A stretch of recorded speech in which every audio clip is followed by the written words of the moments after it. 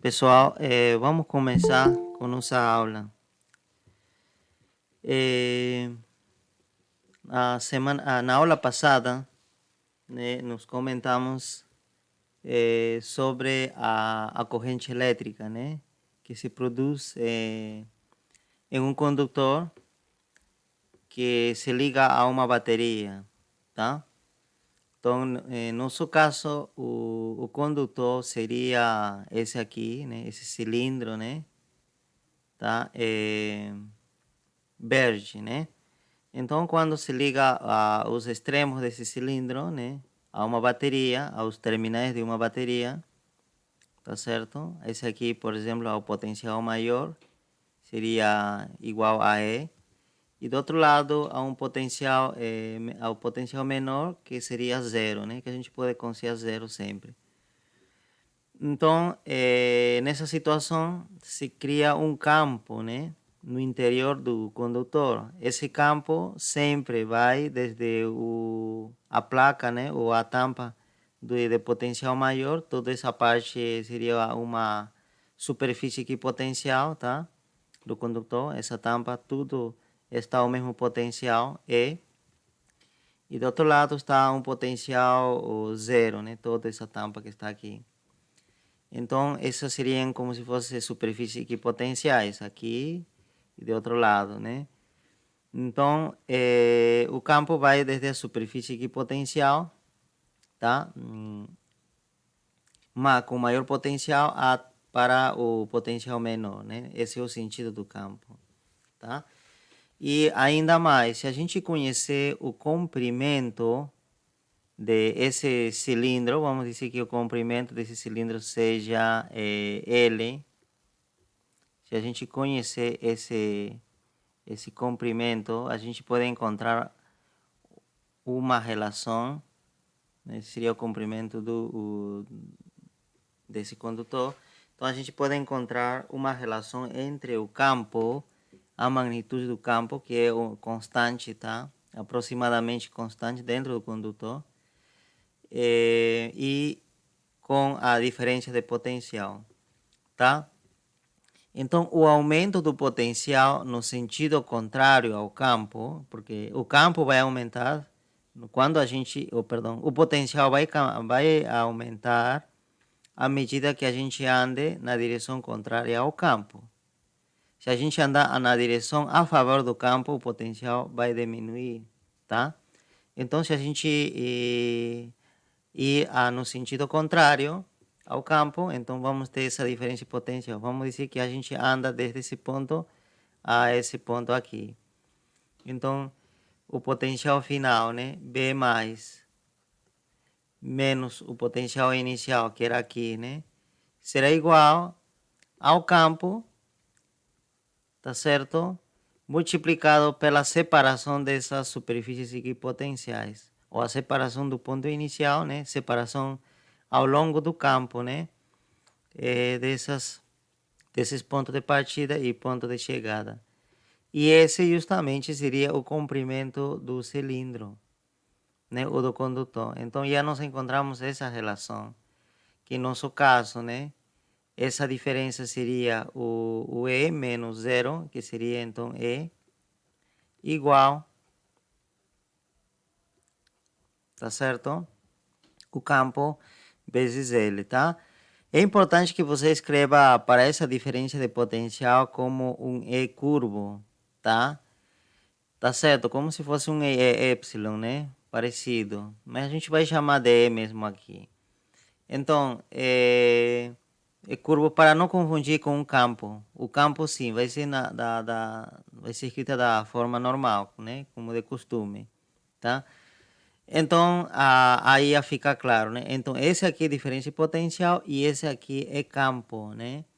Então, existe essa relação, né? Se a gente em algum momento precisar, a gente tem essa relação entre a diferença de potencial, né, que a gente coloca entre esses dois extremos e o campo que se produz dentro, né? Então a gente poderia dizer, olha, o campo então seria a diferença de potencial entre nos dois extremos, é dizer, proporcionado pela bateria dividido pelo comprimento do condutor, tá? Então, esse seria o campo produzido dentro do condutor, tá? Então escrevemos isso aí, né? Então, campo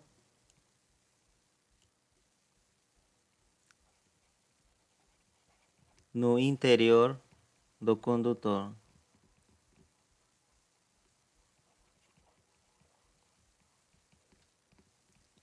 Ok, então voltamos aqui a essa figura aqui, né? Então, se aparece esse campo e tem essa magnitude, né? Que não vai ser zero, vai ser diferente de zero. O que vai acontecer é que, como o condutor tem cargas livres, ou elétrons livres, na verdade, tá? Fácil de se mover dentro do condutor. Então, os elétrons vão se mover, tá certo? Vão começar a se mover e continuamente, né? Vão começar o movimento dentro do condutor nessa parte e vai até o potencial maior. Depois passa a o fio, né? Que conecta com a bateria. E essa carga passa por dentro da bateria e continua o fluxo para outro fio, né? Que seria já o fio que está conectando o terminal negativo da bateria e vai alimentar essa parte novamente, o potencial menor do condutor. E o elétron novamente circula. Então, esse é um círculo repetitivo, né? Então, vai ser um fluxo, vai ter um fluxo contínuo de elétrons, tá? O que sai por aqui, depois de um certo tempo, volta por aqui, tá? Então, esse movimento de elétrons, né, nesse sentido, é para poder repor os elétrons que se vão perdendo nessa parte, né, do condutor. Porque se a gente tirar simplesmente os elétrons, o que vai acontecer é que o condutor vai ficar com carga positiva, né? E a gente não quer isso. A gente quer manter o condutor em equilíbrio, tá? Equilíbrio, perdão, não é equilíbrio, que aí eu falei errado, seria a gente quer manter o condutor com carga eletrostática igual a zero, tá? Nulo, tá? Esse aqui não está em equilíbrio, isso sim, porque quando existe movimento de carga, não está em equilíbrio, né? Então, falar que esse condutor está em equilíbrio está errado, tá? Não está em equilíbrio porque as cargas já estão em movimento e o campo dentro do condutor não é nulo, né? Tá? É diferente de nulo. Ok, então esses elétrons vão repor essa parte, os elétrons que estão se perdendo aqui, né? Esses aqui vão e repõem. E assim também sempre haverá, dessa forma, sempre haverá elétrons aqui novamente para poder fazer produzir esse fluxo de elétrons. Então, a gente pode analisar em mais detalhe em alguma região desse condutor, né? Vamos representar, né, uma região do meio, né? Seria isso daqui, do condutor. E vamos desenhar uma área transversal, tá? Imaginária, né, desse condutor, tá? Então seria mais ou menos assim a área transversal. Então vamos representar por essa linha só. Mas esse seria por aqui, né? Mais ou menos assim, tá? Esse seria a área transversal. Esse seria um plano, tá? Uma superfície, né? Porque poderia ser dependendo da forma desse aqui, né? Do cilindro, poderia ser um disco, né? Então esse aqui poderia ser um disco e esse disco tem que ser paralelo a essas tampas, a esse daqui e do outro lado também, então transversal. E formando 90 graus com o campo, né? Claro. Então esse se denomina transversal, tá? Então esse daqui, esse de azul seria uma superfície transversal.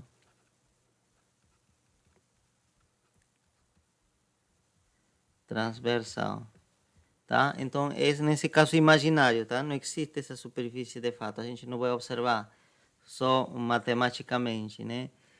Então o que a gente vai fazer, né?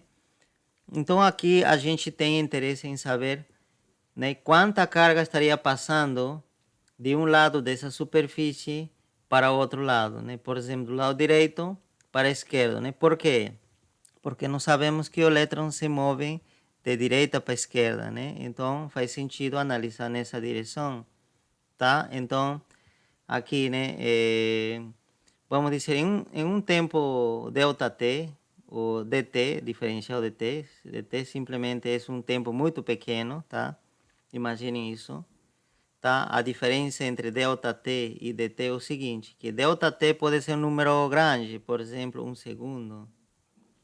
E quando falo diferencial de t, então vocês têm que imaginar como se fosse um ΔT mais muito pequeno.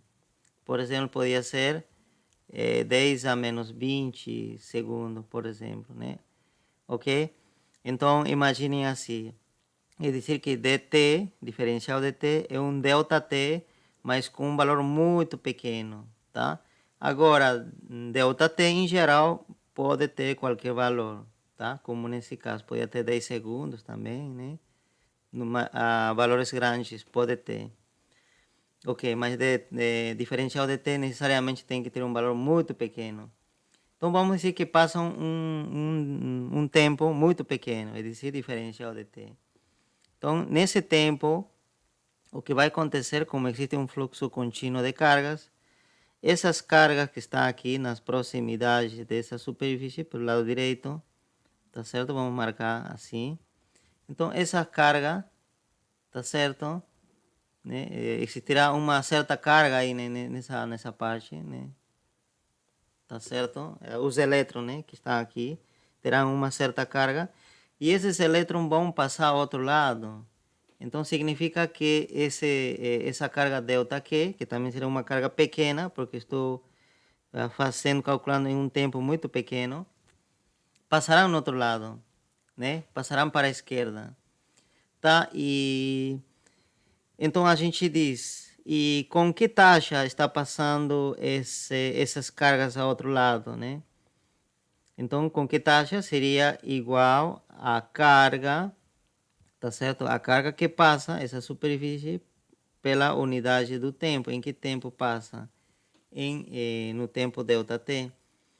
A essa nova magnitude que se forma, né, que seria a taxa, né, com que está passando as cargas por essa superfície, a essa nova unidade se denomina corrente elétrica, tá? Que vamos simbolizar com a letra E maiúscula ou com a letra minúscula.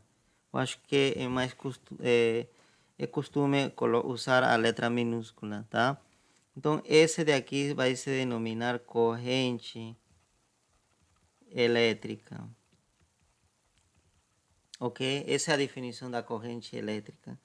Tá? Então, seria a quantidade de carga que está passando uma superfície transversal por unidade de tempo. De quanta carga está passando por unidade de tempo? Está passando 1 coulomb por segundo ou está passando 2 coulomb por segundo, né? Quanto? Tá certo, né? Então, claro, quando a corrente for maior, né, significa que está passando mais cargas por unidade de tempo.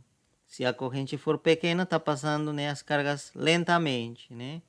Tá certo? Menos cargas por segundo, tá? Menos elétrons por segundo. Quando essa corrente for alta, significa que estão passando muitos elétrons por cada segundo que passa, tá? Então, essa seria a corrente elétrica, tá? A unidade da corrente elétrica, né, no sistema internacional, tá certo? Seria, né, como, olha, a unidade da carga é coulomb, tá certo? E a unidade do tempo é segundo. Então, seria coulomb por segundo. Só que tudo isso a gente chama de ampere. Tá certo? Que seria ampere. Em homenagem também a um cientista, né, cujo sobrenome era Ampere. É Ampere, tá? Então, esse seria então a unidade da corrente, né? E isso vocês já devem ter visto, né, nos aparelhos eletrônicos, né? Aí aparece, né, a corrente elétrica e tem algum número, né, em ampere, né? 1000 ampere, né? Então, 2 ampere, tá? Apesar que uma corrente da ordem de ampere é uma corrente muito perigosa, tá? Então, se você pegar, né, um fio em que a corrente que está passando é da ordem, né, assim, por exemplo, 1 ampere, seria muito perigoso, tá? Ele pode proporcionar, né, danos mortais na pessoa, tá?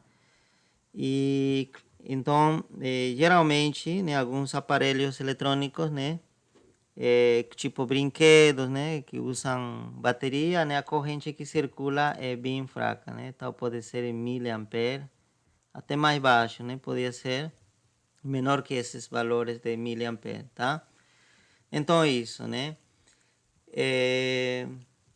Porque se for 1 ampere significa que por cada segundo ele estaria deixando passar uma carga de 1 coulomb, e vocês já sabem que 1 coulomb é uma carga muito grande, tá? É muito grande. Continuando, né? Então, já nos definimos a corrente elétrica dessa forma, tá? Essa vai ser a definição sempre, tá? Mas aqui a gente vai precisar ter um certo cuidado, tá? Essa é a parte mais importante da corrente, então vocês precisam prestar atenção. Assim como está a corrente, tá? Vai dar negativo, tá? Ou negativa, né? A corrente. Por que vai dar negativo? Porque esse delta Q seria a carga dos elétrons, né? Que passa para o outro lado, né? E nesse caso, sempre, né? A carga dos elétrons é negativa. Esse aqui, esse valor aqui, se se trata de elétrons, é negativa, né? Então significa que ao substituir aqui, eu vou substituir um valor negativo. E quando vou dividir, esse aqui sempre será positivo, né? Porque o tempo sempre se mede para frente, né? Tá? Então, esse resultado vai dar negativo, tá? Então vamos ter uma corrente negativa, e a gente não costuma trabalhar com corrente negativa, tá? Não é que está errado, senão que não costumamos trabalhar com corrente negativa, só isso, tá? Não tem nada a ver se está errado ou certo, só não é costume, tá? Então o que a gente vai fazer, tá? E lembrem-se que essa corrente tem sentido. O sentido dessa corrente é assim: a gente está medindo o deslocamento da carga nessa direção, é decir, essa corrente nessa situação estaria apontando para a esquerda, porque é nessa direção que se movem as cargas, tá? Ok? E dá negativo, né? Ok. Então, mas vamos analisar um pouco essa situação, tá? E essa parte é que importa aqui. Então, novamente, eu vou desenhar essa região, e aqui está a superfície transversal, tá? E vamos novamente aqui escrever essa região que está aqui. Então, agora vamos ver desde outro ponto de vista esse fenômeno de essa carga delta Q ir desde a direita para a esquerda. Quando acontece isso, instantaneamente, o que acontece com essa parte? Ele fica com carência de elétrons, né? Se todos esses elétrons que estão aqui passaram ao outro lado, instantaneamente, né, ou em um tempo muito curto, essa parte fica assim, sem elétrons, com carência de elétrons, tá certo? Significa que essa parte fica carregada positivamente, tá certo? Se quando esses elétrons passam ao outro lado, essa parte fica com carga positiva. E com que carga ficaria? Com carga oposta a esta, né? Que esse aqui é a carga de elétron, né? Então aqui vai provocar uma carência de elétron, então vai ficar com carga menos do que essa parte, essa região do condutor, tá? Justamente como o dq é negativo, então agora esse aqui sim já será positivo. Então, como nós podemos interpretar isso de uma forma diferente? Parece que justamente isso foi o que se pensou inicialmente, quando o pessoal não tinha ideia de que existiam elétrons, o próton, tá? Não se tinha o conhecimento atômico da matéria, né? Inicialmente, tá? O que se pensou é que, em vez de se mover os elétrons, eles pensaram que, na verdade, o que se movia era uma carga, né? Uma carga, tá? E que o valor dele era positivo, tá certo? É que esse é o primeiro que se pensou, tá? Então, a gente poderia imaginar justamente isso aqui. Se aqui apareceu uma carga positiva, de onde veio? Tá certo? A gente imagina que vem dessa parte. Ele diz que a carga positiva que está aqui passou aqui, por isso que apareceu aqui essa carga positiva. Tá certo? Tá? E depois, claro, de um certo tempo, essa parte novamente se preenche, né, com os elétrons e se anula essa parte, né? Tá?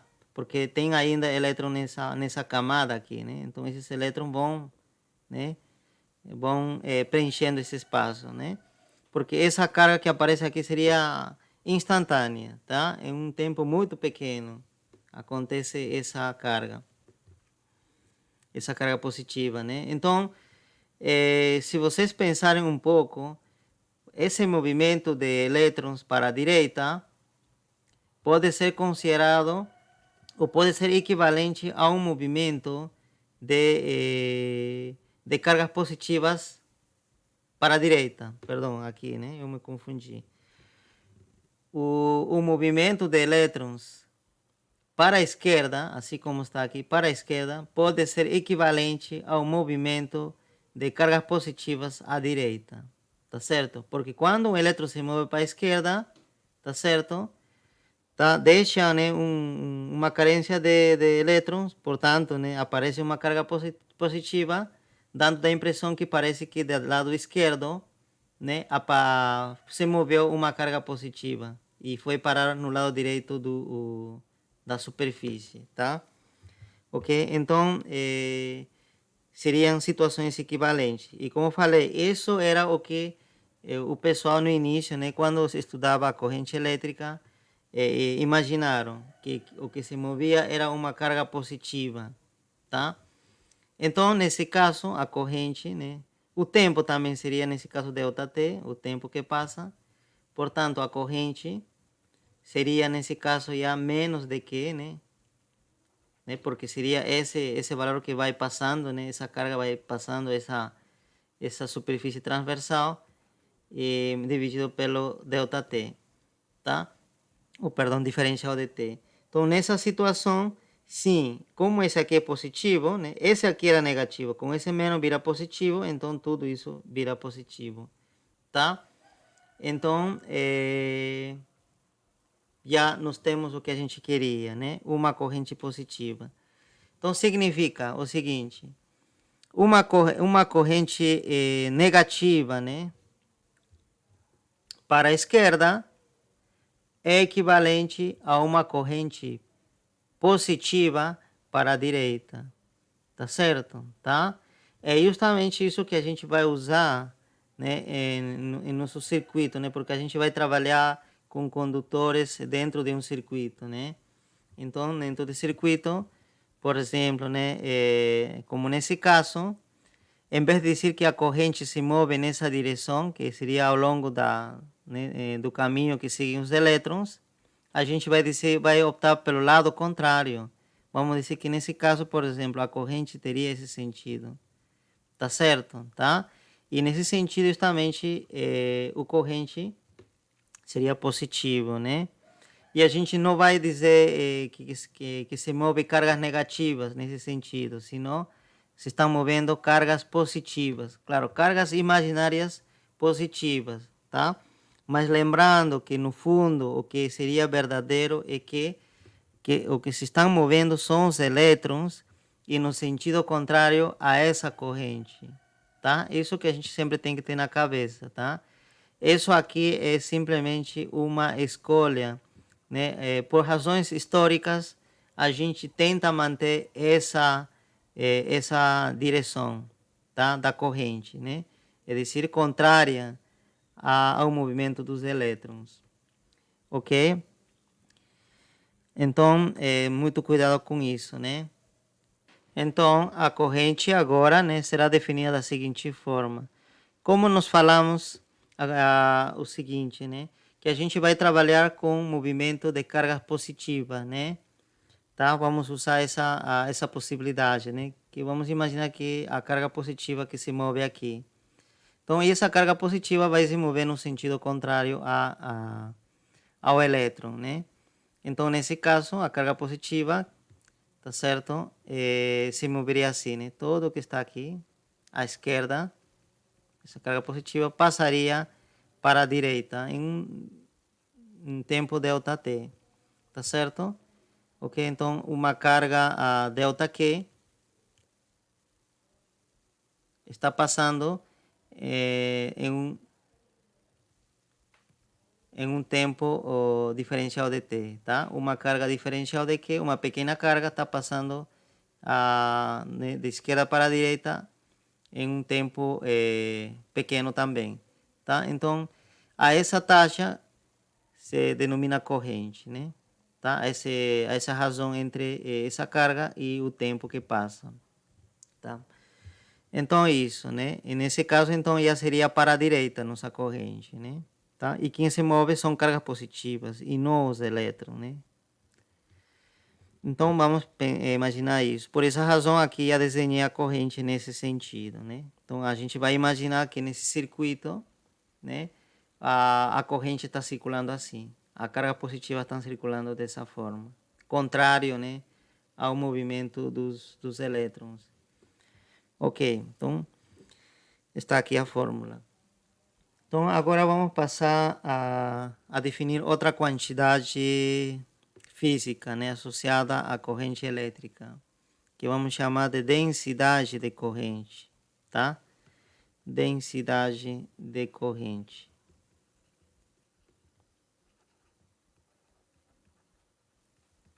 Densidade de corrente, que seria que vamos representar pela letra J, tá?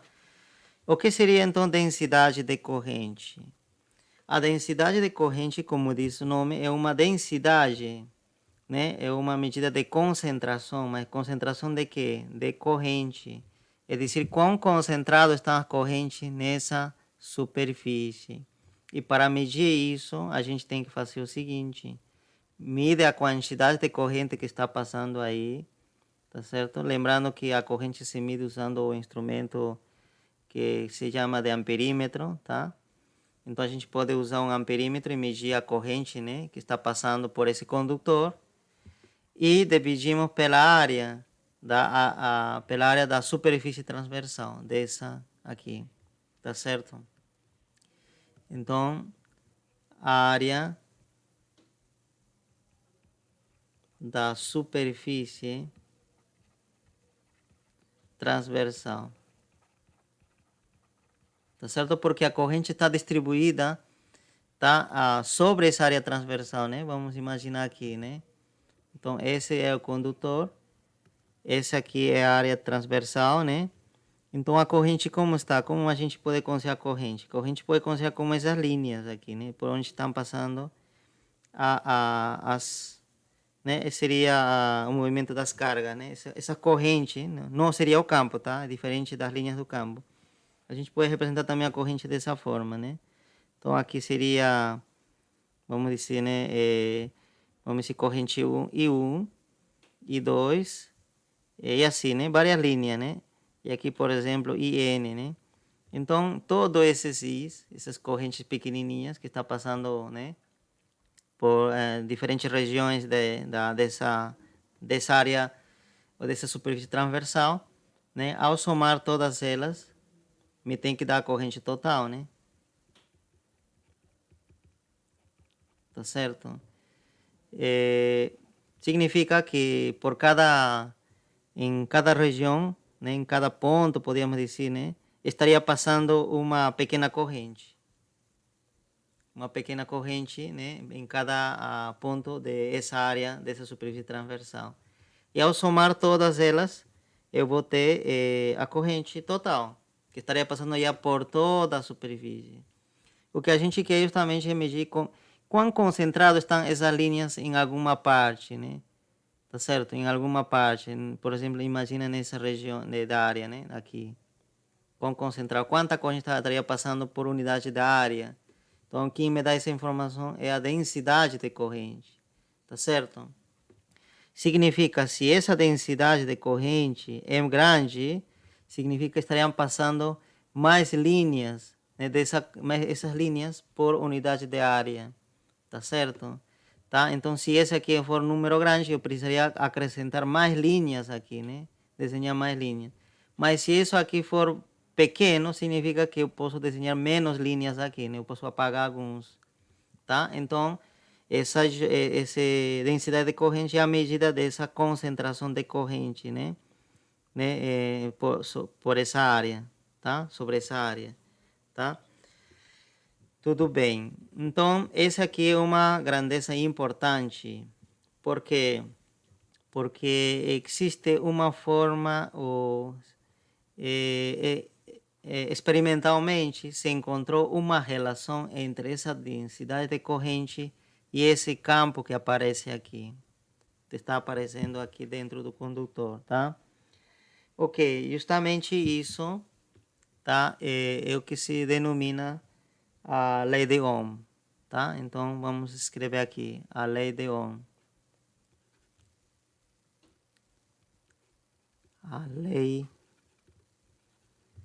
de Ohm. Tá? Ohm também foi um cientista que estudou, né, esse tipo de fenômeno, tá? Então, experimentalmente é possível mostrar, tá certo? Ou é possível descobrir que em certos materiais, não é em todos os materiais, em certos materiais, tá? Foi possível comprovar que essa densidade de corrente era proporcional ao campo, tá certo? Era proporcional ao campo. E essa aqui, justamente proporcional, significa que seria, né, algum número multiplicado pelo campo, né? Algum número constante. Esse aqui é uma constante de proporcionalidade, né? Constante de proporcionalidade. Tá certo? Então, essa densidade de corrente, dizia, a concentração de corrente era proporcional ao campo. Significa, mais campo, né? Mais densidade de corrente, tá certo? Mais concentração dessas linhas, né? Essas linhas ficariam mais concentradas, tá? Claro, porque significa que se for maior campo, você lembra, maior campo, essas linhas de campo também seriam bem mais concentradas, né? Você lembra, né? Se o campo maior, eu teria que desenhar mais linhas aqui. Então é como se cada linha desse campo estaria produzindo uma pequena corrente, né? Tá certo? Então vai produzir também mais corrente, né? Sobre essa área, tá? Então, isso que se comprovou, se descobriu experimentalmente, tá? Mas isso aqui não é uma lei geral, tá certo? Esse aqui se cumpre somente para alguns materiais, tá? Só para alguns materiais.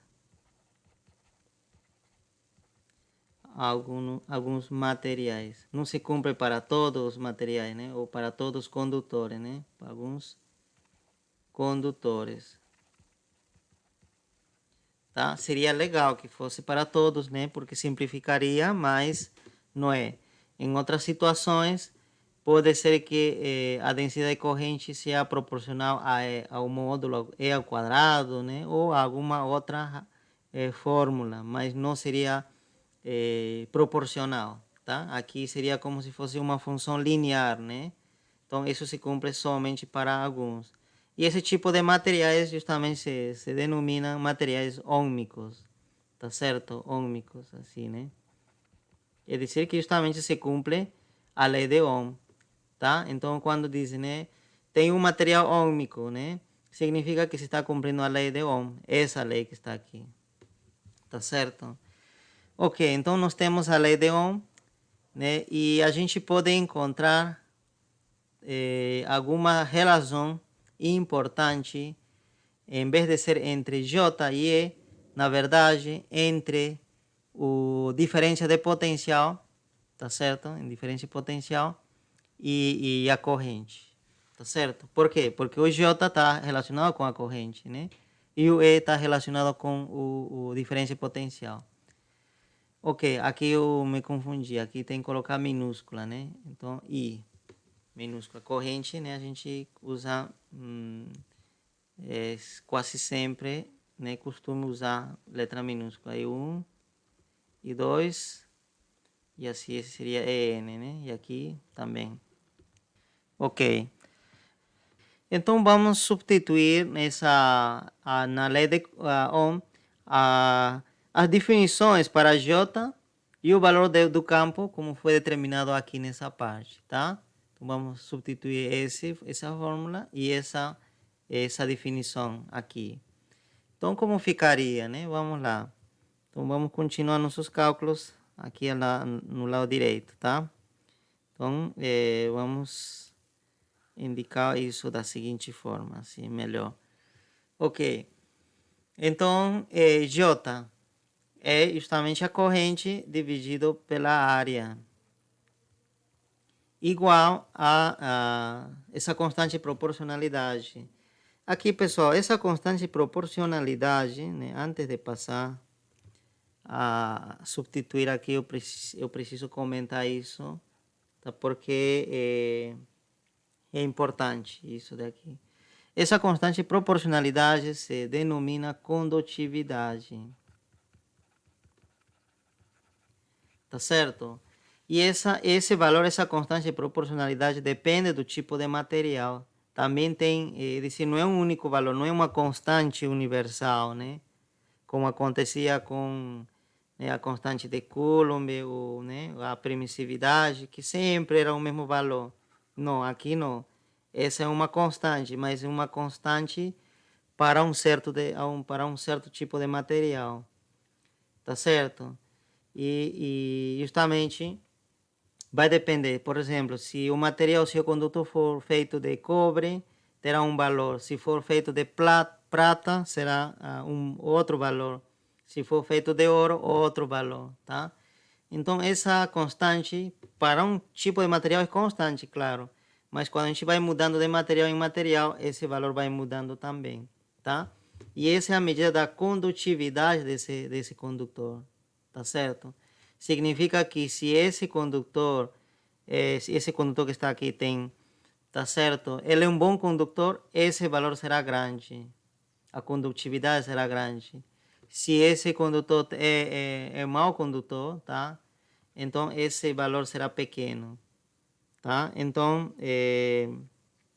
está relacionado, né, à capacidade de conduzir corrente, tá? Então nós já estamos notando que existem materiais que são bons condutores e maus condutores, né? Dependendo desse valor que está aqui, tá? Os valores para os materiais, né? Os valores esse aqui seria sigma, né? O valor da condutividade para os materiais, para diferentes materiais, estão tabelados, tá? Então, vocês podem achar algum livro de Física 3, tá?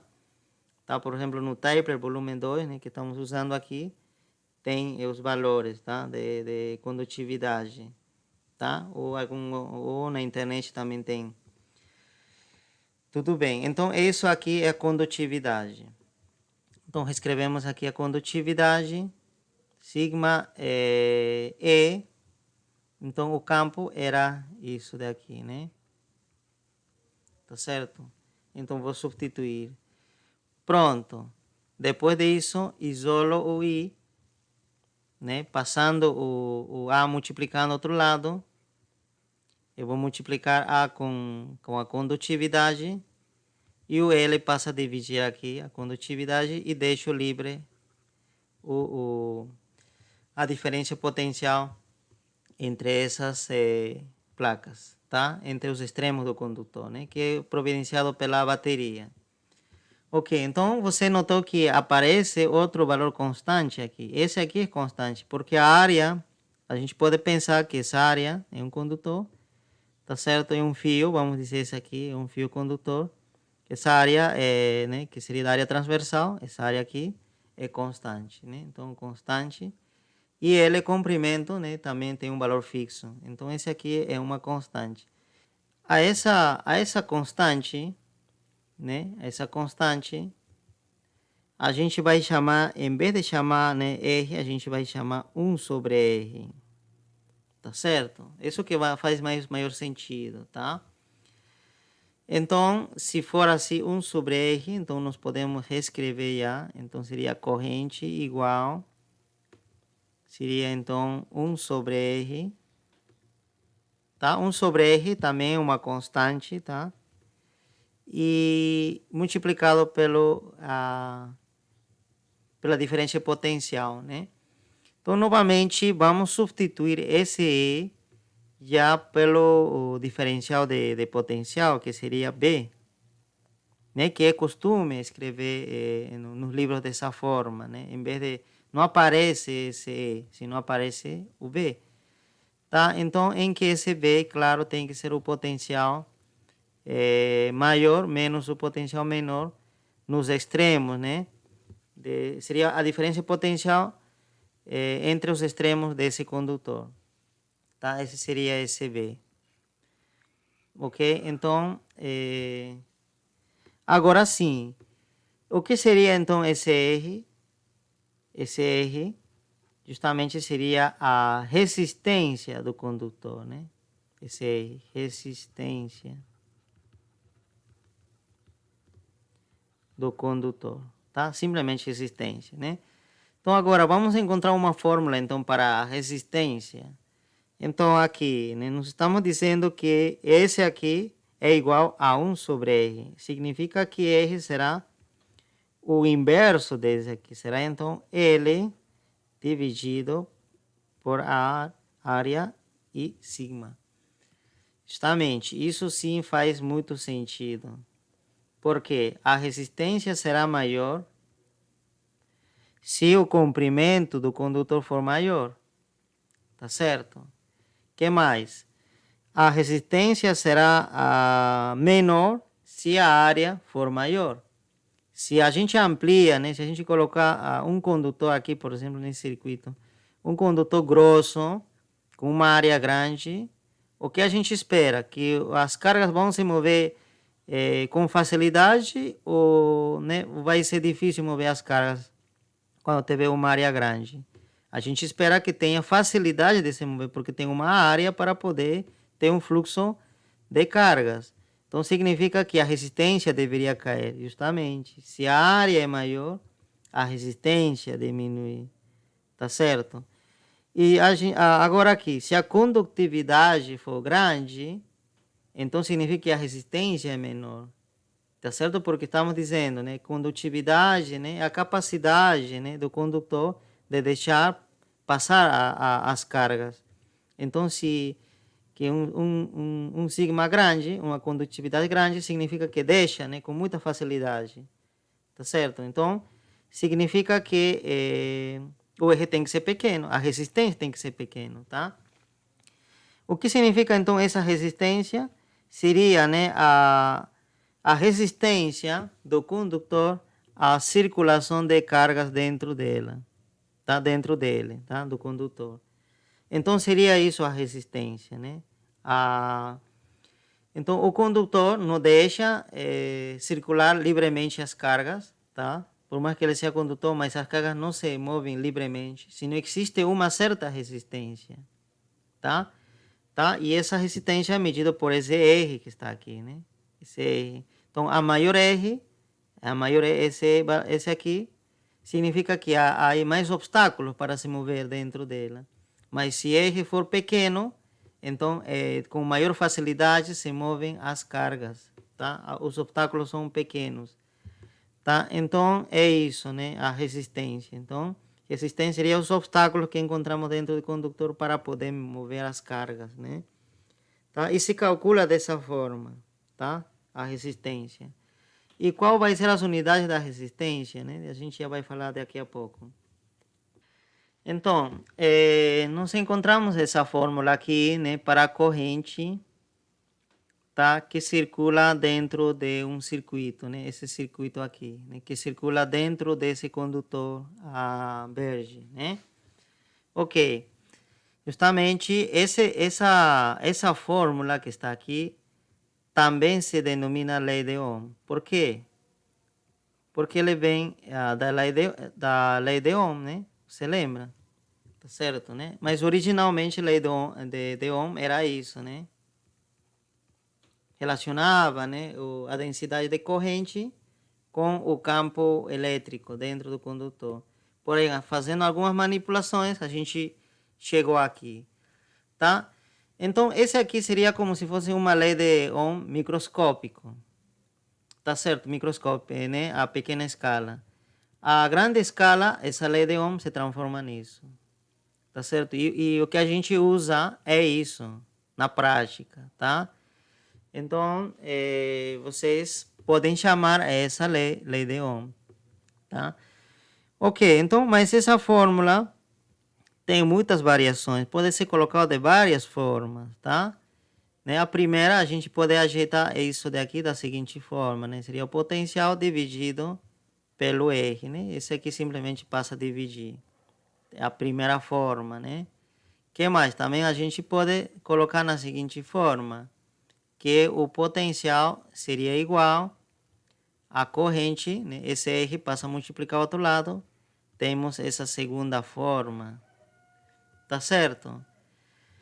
E assim, nós temos essa forma, ou também a gente pode isolar o R, e nós temos isso também, então nós temos a terceira forma, né? Tá? Então nós notamos que a lei de Ohm relaciona três quantidades, a corrente, a diferença de potencial, né, nos extremos do condutor e a resistência do condutor, tá? Tudo bem? Então, seria isso, né? Agora, vamos falar um pouco mais também sobre essa resistência aqui, tá? Então, resistência, né? Resistência. Então, a fórmula é isso aqui, né? L, o comprimento do condutor, a área transversal, tá certo? É dizer, essa área tem que ver com o calibre, né, do fio, né? Por exemplo, se se trata de um fio, né? E a condutividade, o tipo de material, aqui, depende do tipo de material, né? Ok. A gente pode colocar a resistência na seguinte forma. A gente pode isolar 1 sobre sigma e deixar de lado simplesmente o comprimento do condutor pela área. Ok? E a esse fator 1 sobre sigma se denomina resistividade e se substitui e se simboliza com essa letra grega Rho. Tá certo? Então, esse daqui já seria resistividade. Resistividade. Tá? Então, em muitos materiais, em muitos textos, em muitos livros, em vez de dar a condutividade, que é isso, se dá a resistividade. E a resistividade com condutividade eles estão relacionados por uma lei inversa, né? Tá certo? É dizer que a resistividade, o inverso da condutividade, né? Significa que o material que é bom condutor, denominador grande, vai ter uma resistividade pequena, tá? Eles são inversamente proporcionais, tanto a condutividade, né, e a resistividade, tá? Então, mais um deles que tem que ser dado nos livros, dependendo do material, né? Ok? Se dá resistividade, não precisa dar mais a condutividade, porque você simplesmente pode inverter, né, e encontrar, é isso, né? Sigma com Rho se relaciona dessa forma, ou Rho é 1 sobre sigma, tanto faz. Se você conhece a resistividade, você pode determinar a condutividade. Se você conhece condutividade, você pode determinar a resistividade, tá? Então, nos livros dá só um deles, resistividade, o mais comum, tá? Então, isso. Então, com isso, a resistência já fica um pouco mais simples, talvez, né? Porque ficaria, olha, resistividade, né, multiplicado pelo comprimento do condutor pela área, tá? Mas essa fórmula aqui, essa fórmula assim como está, vale somente para o caso em que o condutor tenha uma área transversal constante, né? Se aqui vale 1 metro quadrado, exagerado, né? 1 metro quadrado, não tem condutor, né? Não é costume. Vamos dizer 1 milímetro quadrado aqui. Então aqui também tem que ser 1 milímetro quadrado, 1 milímetro quadrado aqui e aqui 1 milímetro quadrado. Isso que a secção transversal não muda. Então aí que funciona isso, né? Para a constante. A constante, tá? Mas pode acontecer o seguinte, pode acontecer que tem um fio, né? Um fio em forma de cilindro, e esse fio vai né? Vai mudando de área de secção transversal, né? Tá certo? Aqui era grande, o A, tá certo? E aqui a área vai ficando pequena, vamos dizer, A minúscula. Então, nessa situação, usar essa fórmula não dá mais, não dá certo. Então, nessa situação, qual seria a fórmula para encontrar resistência, né? Nessa situação aqui. O certo aí seria fazer uma integração, tá? De 0 a L, né? Vamos dizer que o comprimento desse fio seria L, então de 0 a L, de que? Diferencial de X de área em função do X. É dizer que essa área, de alguma forma, a gente tem que saber como vai mudando à medida que a gente vai avançando, né? Para a direita, né? Aqui o eixo X poderia ser esse daqui, né? Começa aqui o eixo X e vai avançando, né? Então, justamente o limite de integração, né? X começa a 0 e vai até L, aqui seria L, né? Tá certo, né? Então, talvez em algum momento a área aqui seja alguma função de X, né? Então, alguma função de X. Justamente essa função você tem que substituir aqui e integrar. E aí você vai encontrar a resistência correta, tá? Então, essa fórmula é simplesmente para esse caso, né? Em forma de cilindro, que essa área permanece ao longo de todo o material. Ok, pessoal? Então, eu preciso comentar mais um pouco sobre a resistência, né? Sobre as unidades, tá? Unidade da resistência, né? Como seria?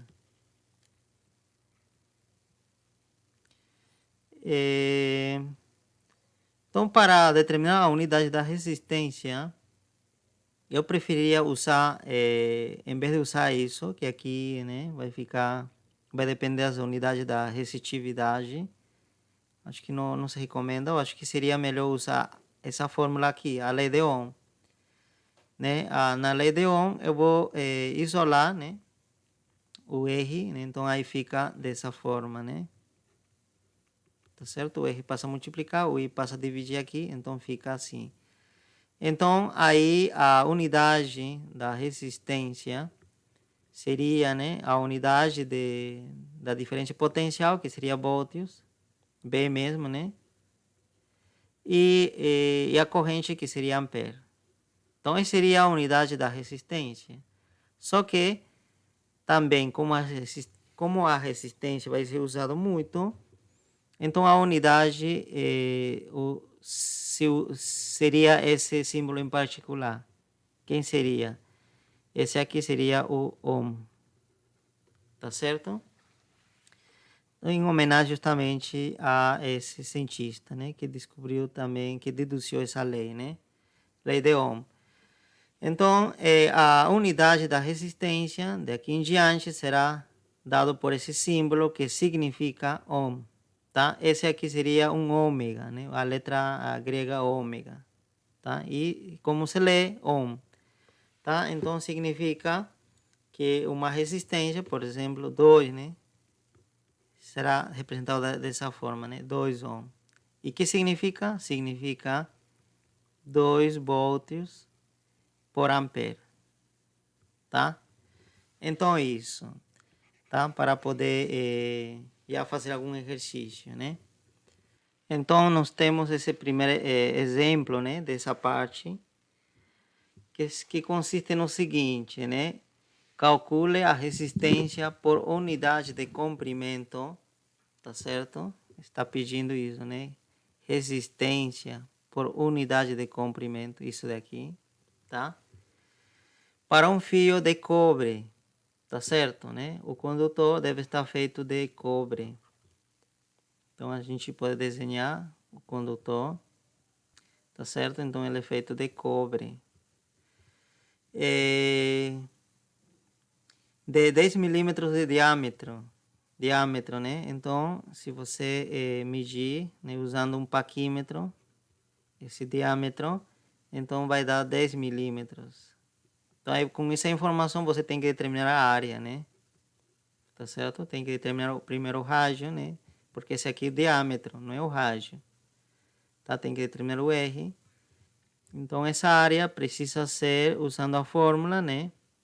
Da área de um disco, que seria πr quadrado, né? Tá certo? Então, essa seria a fórmula da área. Ok. E que mais? Aqui está dizendo que para o cobre, esse aqui seria a resistividade, né? A resistividade tem esse valor, tá? A unidade da resistividade é ohm vezes metro, tá? Mas isso é a 20 graus centígrados. Vamos imaginar que tudo isso, esses cálculos a gente está fazendo a 20 graus, tá? Aproximadamente, né? Então, deve ser esse valor. A resistividade significa que a resistividade pode mudar se a gente mudar a temperatura, tá? Tá? O que ocorre geralmente é que se a temperatura aumenta, a resistividade também aumenta, tá? Por essa razão que quando, né, você está usando muito tempo o computador, né, com o tempo o computador fica um pouco lento, né? Por quê? Porque aumenta a resistividade, portanto aumenta a resistência nos circuitos internos do computador, né? Ok? Então aí demora o fluxo, né, de corrente, né? O corrente cai, então e o computador acaba ficando mais lento devido a isso, né? Que fica mais demorado a circulação de carga. Então, é isso, né? Então, sempre pensem que a condutividade depende da temperatura, né? Não é uma constante também permanente, né? É decir, para um mesmo material, pode mudar esse valor, dependendo da temperatura. Então, considerem nesse caso que é esse valor, né? Ok? Então, você vai ter que usar essa fórmula, né? Então, nessa fórmula, você vai determinar justamente R sobre L, e dizer que esse L vai passar a dividir. Então, você vai ter simplesmente, do outro lado direito, a resistividade pela área. A resistividade está dado, e a área você vai determinar usando esse valor aqui. Então, aí você pode determinar a resistência, né? E deve dar em unidade de ohm por metro, tá certo? Tá? Então, aí você vai determinar quantos ohms de resistência tem por cada metro, né? Porque à medida que tem mais comprimento, esse condutor vai oferecer mais resistência, né? Mas nesse caso a gente quer determinar só por metro. Quanta resistência por metro tem esse fio, oferece esse fio, né? Então, vocês podem completar esses cálculos, tá? Circuito com resistores, né? Então, vamos incluir os resistores em um circuito, né? Conectar com uma bateria, né? E ver o que acontece, tá? Aí você se pode perguntar, o que é um resistor? Um resistor é qualquer condutor, mas que tenha resistência, tá? Então, é isso que a gente vai chamar de resistor. E vamos simbolizar em um circuito o resistor, né, por essa figura aqui, né? Então, toda vez que você vê, né, essa figura aqui, tá? Então, você deve imaginar que se trata de um resistor.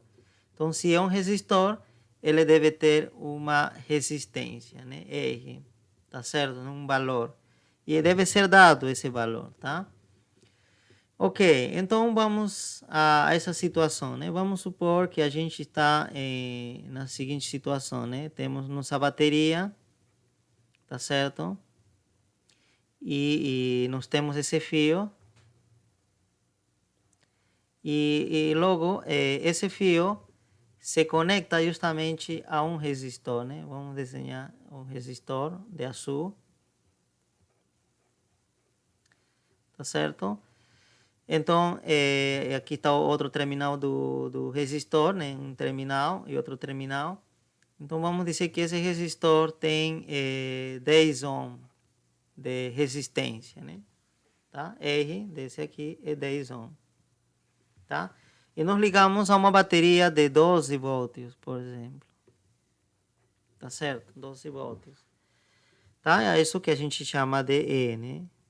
Tá? 12 volts. Essa diferença entre esse terminal e esse terminal aqui, tá? Ou a gente também pode dizer que o potencial aqui nesse terminal positivo é justamente esse valor, 12 volts, e nesse aqui, tá? Nesse aqui seria zero, né? Parecido ao que a gente fazia com capacitores, tá ok? Então, nessa situação, nesse tipo de problemas, a gente pode considerar que o único que tem resistência seria esse que justamente está indicado, o resistor. Mas, e esse condutor aqui, esse condutor de cor amarelo, né? Não tem resistência? É um condutor, né? Sim. Esse geralmente está feito, né, de cobre, né? Esses condutores, esses fios, né? E tem resistência, na verdade. Só que por questões de simplicidade, de simplificar o problema, a gente vai considerar que esse daqui, esses condutores, esses fios, não tem resistência. A resistência dele seria zero. Tá certo? Esse aqui seria zero. Ok? Não tem resistência. Tá? Então significa que esse potencial que está aqui, né, como a resistência é zero, né, a gente vai poder testar, verificar que o potencial aqui nesse extremo, por exemplo aqui, vai continuar sendo zero. E esse potencial que era E aqui, ele também vai chegar aqui sendo igual a E. Tá certo, né? 12 volts nesse caso, né? Por quê? Porque aqui a resistência é zero. Tá? Se houver alguma resistência, esse valor já vai mudar. Se aqui era, por exemplo, vamos melhor nesse lado. Se aqui era 12, pode ser que quando vai chegar aqui já chegue 11 ou 10, vai ter uma queda de potencial, se tiver resistência. Mas nesse caso estamos considerando esse caso ideal. Tá? Então, desde esse terminal da bateria até o ponto que se juntam, né, até o terminal do resistor, tá? O condutor não tem resistência. Mesma história para o outro lado, tá? Eu sei que esse é um caso ideal. Na verdade, deveria ter.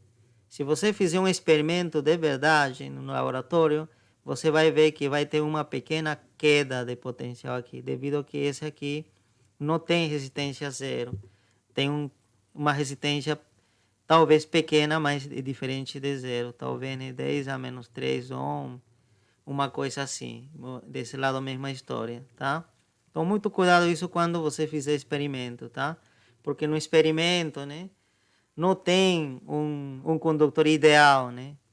Tá certo? Vai sempre, qualquer condutor, por mais que seja o melhor condutor, né? Vai ter uma pequena resistência, tá? Agora, no resistor, né? Sim, claro, o resistor vai ter uma resistência alta, né? Tem que ser, tá? Então, o resistor seria um condutor, um mau condutor, na verdade, né? Tudo bem. Então, vamos fazer o seguinte, né? Então, como nós falamos aqui, que esse potencial aqui se transmite aqui sem perda e desse lado também sem perda. Então, a diferença potencial entre esses resistores continuaria sendo E. Seria E menos zero, né? Tá certo? Seria 12 ainda, né? Então, significa que a gente poderia calcular a corrente que está passando, está circulando aqui, né? Você lembra, né, que a corrente para nós agora vai ser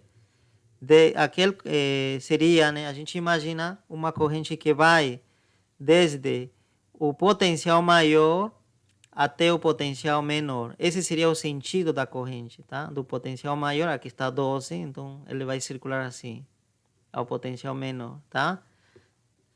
Ok, então esse seria a nossa corrente. Então nós queremos calcular essa corrente. E para isso a gente usa quem? A lei de Ohm. Porque a lei de Ohm nos permite relacionar a corrente com a diferença de potencial, né? Que aqui está aqui está colocada esse resistor, né? E dividido pela resistência, né? Desse resistor, tá? Então essa é a lei de Ohm. Então vamos aplicar isso. Então a corrente, não sabemos, a diferença de potencial a que está imposta, o imposto esse resistor, seria quanto, né? Quanto seria a diferença de potencial nos seus extremos? Seria E menos zero, tá certo? Porque nós falamos que esse potencial se transmite sem perda até aqui, até esses terminais, tá? Ok, e dividido pela resistência, né? R. Então nós temos que seria E sobre R. Então agora sim, nós podemos substituir os valores, né? E quanto seria? Seria a 12 volts. Quanto seria a resistência? 10 ohm. E aqui, então, a gente fazer esse cálculo vai dar 1,2 ampere. Tá certo? Por quê? Porque volts sobre ohms, você pode verificar, isso aqui vai dar ampere, tá? Você pode dar uma verificada, tá? Porque você sabe que ohm tem alguma relação com volts, né? E ampere. Então seria isso. Então vai dar 1,2 ampere. Essa seria a corrente que estaria passando por esse circuito, tá?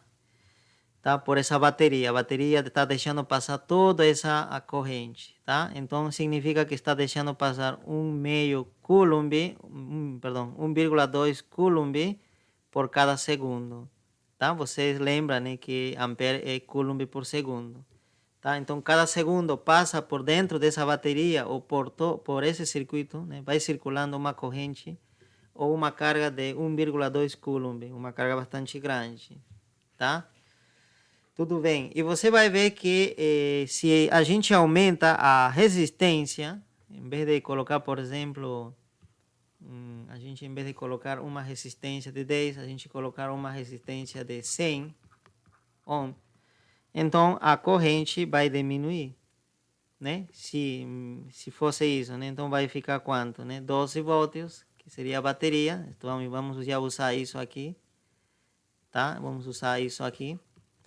Então seria, né, 12 volts, a resistência seria 100 ohm, então aí seria já 0,12 ampere, diminui, né? Então aqui seria já 0,12 coulomb por segundo, tá certo? Então significa que se a resistência é maior, circula menos corrente, tá certo? Porque são inversamente proporcionais. Maior resistência, menor corrente. Agora, se a gente aumentar a diferença potencial aqui, imagina que a gente conecta a uma bateria já de 24 volts, tá certo? Mais potente, né? Com maior diferença potencial. Então, aí, se duplica o potencial, duplica a corrente, tá? Então, a corrente e a diferença potencial são diretamente proporcionais, tá? A maior diferença potencial, maior carga. Porém, com a resistência, a corrente é inversamente proporcional, né? Como nós mostramos aqui. Muito bem. Então, vamos com os exercícios, né?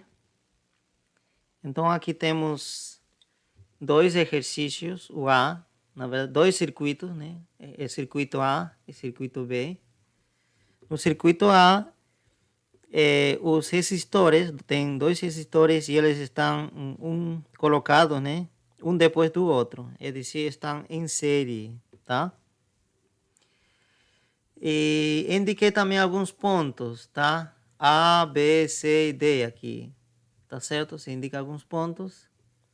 Vocês conhecem o valor da resistência desses resistores, também conhece a diferença potencial, né? A tensão na bateria, vocês conhecem, tá aqui, tá no lado direito. Que mais? E vocês conhecem as resistências, como já falei, R1 tá aqui, R2 tá aqui. E no circuito 2, temos os resistores já colocados dessa forma, tá? Estão colocados um lado do outro, então estão em paralelo esses resistores. Também indico marco alguns pontos, tá? Tá certo? Aqui não seria C, aqui seria D, tá? A, B, C, D, F. Tá certo? Então, o que eu estou pedindo para vocês? Determinar o potencial nos pontos indicados, é decir, nesses pontos A, B, C, D, F, aqui. Aqui seria, né, nos pontos A, B, C, D. Em cada ponto determinar o potencial, tá? Lembrem que vocês podem colocar o potencial aqui, justamente, né? Nessa amarela aqui, como sendo o valor, né, da tensão, E. Esse 12, né, nesse caso. E nessa parte 0, tá? Então, vocês vão caminhando e vão determinando o potencial em cada um desses pontos, tá? Eu dou uma dica já. Eu desenhei de diferentes cores justamente para poder ajudar vocês a determinar essa diferença de potencial, tá? O potencial em cada ponto. Ok. Então, nesse caso, mesma história, tá? Determinem o potencial em cada um desses também, tá? E depois, vocês vão determinar a corrente que circula no circuito. Quanta corrente estaria passando, tá, por esse circuito aqui, né? Nesse caso. A gente indica somente dessa forma, né? Tá circulando, quanta corrente. Aqui, mesma coisa, né? Tá? Quanta corrente está passando. E, né? Lembrem que aqui seria o seguinte, pessoal, né? Aqui tem uma corrente I, que aqui estaria passando, vamos dizer, uma corrente I que passa pela bateria. E essa corrente vai aqui, continua sendo I.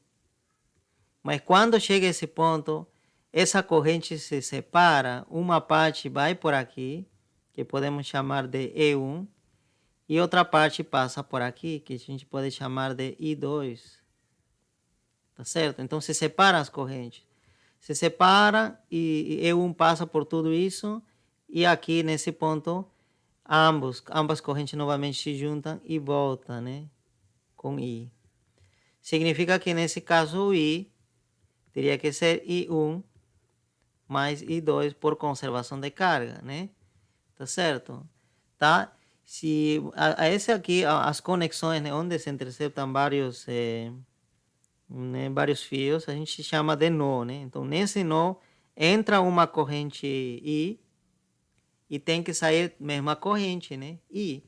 Só que como se separaram, então I1 mais I2 deve dar justamente a corrente que entrou, que seria I. Mesma coisa aqui. Aqui nessa parte entram I1 por esse lado.